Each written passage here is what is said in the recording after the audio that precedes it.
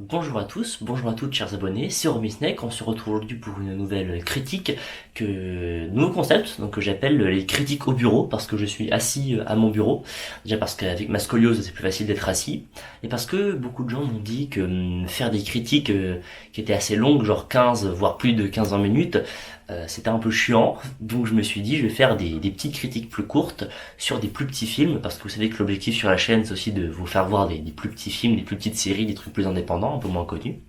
Et donc je vais vous parler d'un film que j'ai vu aujourd'hui qui s'appelle La Réparation, qui est un film qui sortira mercredi qui arrive, donc qui n'est pas encore sorti. Je l'ai vu en avant-première, car j'ai été invité par le club CGR à aller le voir, donc j'avais une place gratuite, sachant qu'on a été moins de 10 à avoir répondu présent à l'appel à l'invitation gratuite. Et on a été gratifié parce que, devinez quoi, on a eu la présence du réalisateur, à savoir Régis Warnier. Donc voilà, donc c'est un film qui a été écrit et réalisé par Régis Warnier. Régis Warnier, vous le connaissez peut-être parce qu'il est très connu pour avoir réalisé le film Indochine en 92 avec Catherine Deneuve, qui avait remporté l'Oscar du meilleur film étranger, et qui je crois est un des derniers films français à avoir remporté l'Oscar du meilleur film étranger. Je sais pas c'était lequel le dernier, mais je crois que lui c'était un des derniers. Et donc je l'ai vu aujourd'hui donc avec le réalisateur, avec une séance de questions-réponses où j'ai pu un peu lui parler. Donc je vais vous en parler du film La Réparation. J'ai mis l'affiche là, c'est que vous voyez pas. Donc le résumé. Donc La Réparation est un film réalisé par Régis Fournier qui nous raconte l'histoire de Clara, une jeune femme de 22 ans qui part à Taipei, à Taïwan, après la mystérieuse disparition de son père, grand chef étoilé, il y a 2 ans. Donc elle va partir sur ses traces, mais aussi sur les traces de son ancien petit ami qui a disparu en même temps que son père. Donc le petit ami c'était le second cuisinier de son père. Donc c'est un film qui est plus axé drame, enquête et axé autour de la cuisine. Alors je sais pas si vous êtes au courant, mais ça fait depuis quelques temps qu'on a une sorte de nouvelle vague avec une nouvelle forme de film qui parle de cuisine. On a eu The Chef qui avait lancé un peu le truc en 2021, la série The Chef cette année, qui est donc la suite du film, hein. Si vous n'avez pas vu le film The Chef, ça sert à rien de voir la série qui est sur Canal+. On a eu la série The Bear sur Disney+, que je n'ai pas vu mais que je vais pas tarder à voir. Et je crois que dernièrement on a eu le film The Grill qui est sorti la semaine dernière, mais j'ai pas eu l'occasion de le voir. The Grill, je l'ai pas encore vu, donc je vais essayer de le rattraper. Je vais essayer de voir ça.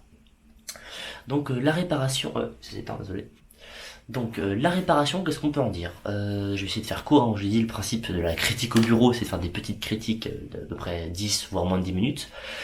Donc on est sur un film qui d'abord est très très bien mis en scène. Je trouve que, vous savez, on part souvent sur des clichés de films français, quoi. C'est des films un peu chiants, réservés à une élite bourgeoise, un peu trop littéraire. Et ben pas du tout. C'est un film accessible à tout le monde, qui est assez intéressant. Pourquoi? Parce que l'histoire est intéressante. On suit vraiment l'enquête du point de vue de cette jeune femme, Clara. On la quitte jamais. On est toujours avec elle. Le film tourne constamment autour d'elle. Je trouve aussi c'est intéressant d'avoir un film avec des jeunes acteurs, hein, parce que les acteurs, les deux jeunes sont pas très connus. Donc l'actrice principale c'est Julia de Nunez, que je connaissais pas, et qui joue très très bien. Je vous l'ai tout de suite, côté jeu d'acteur c'est très bien. Celui qui joue son petit ami c'est Julien de Saint-Jean. Julien de Saint-Jean que vous avez pu apercevoir dans le film Le Comte de Monte-Cristo, parce qu'il faisait le fils bâtard illégitime du personnage de Laurent Lafitte. Voilà, dans Le Comte de Monte-Cristo, donc il joue très très bien aussi dedans. On va avoir J.C. Lin, qui est un acteur taïwanais, vu que comme le film se passe à Taipei, il a été tourné en anglais à Taipei, donc il y a beaucoup beaucoup de passages du film qui sont en anglais sous-titrés. Et d'ailleurs, Juliette de Nunez a un très très bon accent anglais, un anglais très correct. Julien de Saint-Jean un peu moins. Julien de Saint-Jean parle un peu moins bien anglais. Et donc J.C. Lin, le jeune acteur taïwanais, joue très très bien aussi. Il est dans un rôle assez intéressant de jeune chef surdoué. Voilà, parce qu'il faut savoir que donc le personnage de Clara et le personnage, je sais plus comment il s'appelle, c'est Antoine. Voilà, donc Julien de Saint-Jean et et Julien Nunez, eux, ce sont que des commis, des seconds. Le personnage de J.C. Lin, il s'appelle Jiang, je crois, et lui c'est vraiment un chef. Il a son propre restaurant alors qu'il est très jeune. Il a dans la vingtaine. Et bien sûr, le rôle du film qui était très attendu, c'était le rôle de Clovis Cornillac, qui est le seul acteur très connu du film. Mais une chose, n'allez pas voir le film pour Clovis Cornillac. Alors oui, il joue très bien, il est dans un rôle de chef cuistot un peu à la Etchebest, genre barbu, très dur, qui gueule sur tout le monde, donc un rôle très sérieux, pas comique du tout, qui lui va très bien, mais il est là au début du film. N'allez pas voir le film pour Clovis Cornillac, il est là au début du film et c'est tout. Il revient au milieu, mais pour un flashback du début. Donc en gros, il est là que au début. Et voilà, on se concentre vraiment sur les acteurs un peu moins connus, donc Julien de Saint-Jean, Julien Nunez et Jake Lynn. Donc en termes de réalisation, c'est assez bien réalisé. Il y a des beaux mouvements de caméra. La lumière est intéressante. On va avoir une colorimétrie assez chaude. Voilà. Par exemple, quand il fait un peu sombre dans les appartements, dans les maisons, on va avoir des lumières très vives pour éclairer la ville. Donc beaucoup de blanc, de bleu, des couleurs un peu néon parfois aussi. Voilà, je trouve que les lumières et les couleurs sont très très belles, ça rend le film agréable à l'œil. Niveau musique, la musique c'est beaucoup de musique au piano, sachant que le compositeur c'est un compositeur italien qui est pianiste. Son nom de famille c'est Moussou Mara, je sais pas son prénom, mais j'ai trouvé des musiques très belles, très touchantes. Le film m'a beaucoup touché. C'est encore éteint, c'est un peu chiant. Et quoi vous dire d'autre oui, le ratio, vous savez, le ratio, c'est comme je le dis tout le temps depuis ma première critique en 2023. La chaîne a plus d'1 an, c'est dingue. D'ailleurs, merci toujours d'être là, d'être fidèle.